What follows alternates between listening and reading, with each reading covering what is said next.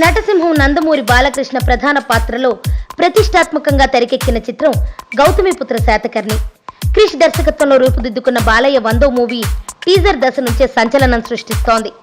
రాజీవ్ రెడ్డి, సాయిబాబా సంయుక్తంగా భారీ బడ్జెట్తో నిర్మించిన ఈ సినిమా సంక్రాంతి కానుకగా ఈ నెల 12న రిలీజ్ అవుతోంది.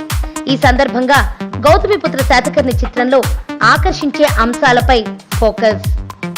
ప్రతి సీన్ ఓ ఆణిముత్యం. యుద్ధం నుంచి మీ నాన్న ఎప్పుడొస్తారని ఎదురు చూస్తున్నావా అని బాల శాతకర్ణిని తల్లి గౌతమి అడుగుతుంది.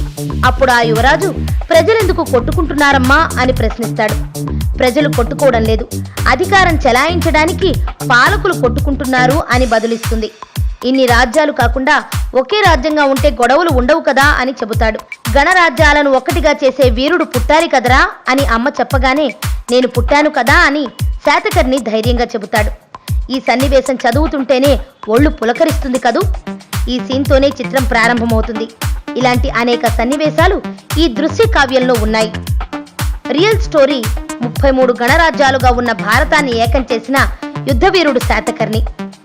క్రీస్తు పూర్వం 1వ శతాబ్దం నుంచి క్రీస్తు శకం 1వ శతాబ్దంలో 400 ఏళ్ల పాటు భారత ఖండాన్ని పాలించిన శాతవాహనుల రాజుల్లో గొప్పవాడు. గ్రీకుల్ని, పర్షియన్లని ఎదిరించి తెలుగు జాతి ఖ్యాతిని నిలబెట్టిన మహాచక్రవర్తి గౌతమిపుత్ర శాతకర్ణి కథే. రియల్ హీరోలు కొంతమంది నటిస్తారు, మరి కొంతమంది జీవిస్తారు. బాలకృష్ణ మాత్రం పాత్రలో లీనమైపోతారు. తెలుగు భాషను, తెలుగు జాతిని, మీసకట్టును, పంచకట్టును గౌరవించే అతని చేతికి తెలుగు వీరుడు శాతకర్ణి పాత్ర వస్తే ఆనందంతో ఉప్పొంగిపోయారు.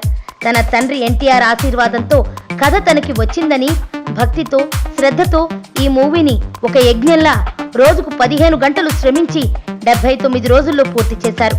నడకలో, నడతలో, చూపులో, పలుకులో శాతకర్ణిని కళ్లకు కట్టారు.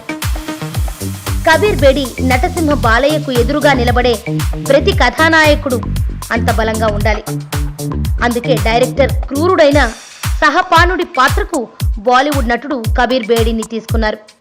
అతను క్రిష్ నమ్మకాన్ని వమ్ము కానియకుండా ప్రతి డైలాగ్ని అర్థం చేసుకుని విభిన్నంగా పలికి మాటల్లోనే రక్కసి గుణాన్ని చూపించారు.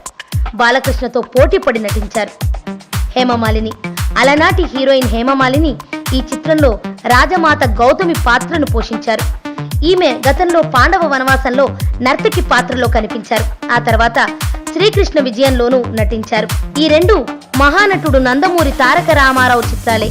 అనేక సంవత్సరాల తర్వాత ఆమెను కదిలించిన తెలుగు కథ ఇది. అందుకే నటించడానికి అంగీకరించారు. ఆమె పాత్ర కూడా కథలో కీలకం. తన అనుభవంతో పాత్రకు ప్రాణం పోశారు. పదబంధ పరమేశ్వరుడు సిరివెన్నెల సీతారామ శాస్త్రి ఈ మూవీలో 4 పాటలను రాశారు. తన పదాలతో యుద్ధ నేపథ్యాన్ని వివరించారు. గణగణమంటూ రౌద్రాన్ని పలికించారు. తన సాహిత్యం ద్వారా కథను చెప్పే ప్రయత్నం చేశారు. సీతారామ శాస్త్రి కళానికి క్రిష్ సృజన ఎలా ఉండబోతుందోనని అందరూ ఆత్రంగా ఎదురు చూస్తున్నారు. 4 యుద్ధ సన్నివేశాలు, 132 నిమిషాల నిడివి గల ఈ సినిమాలో 4 భారీ యుద్ధ సన్నివేశాలున్నాయి. వీటిని మొరాకో, జార్జియాలోని మౌంట్ కస్బెక్, మధ్యప్రదేశ్, రష్యన్ బార్డర్లో చిత్రీకరించారు. 1000 మంది సైనికులు, 300 గుర్రాలు ఈ వార్లో పాల్గొన్నాయి. ఆ యుద్ధాన్ని మాటల్లో వర్ణించడం సాధ్యం కాదు. క్రిష్ చివరికి మొదటి చెప్పిన గౌతమిపుత్ర శాతకర్ణి సినిమాతో ముడిపడిన పేరు క్రిష్. అతని ఈ చిత్రాన్ని కలగన్నాడు.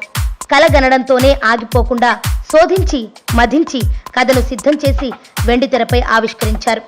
గమ్యం నుంచి కంచె వరకు క్రిష్ సినిమాలు ప్రేక్షకుల హృదయాల్లో నిలిచిపోయాయి. వాటిలోని పాత్రలు కళ్లల్లో కదలాడుతున్నాయి.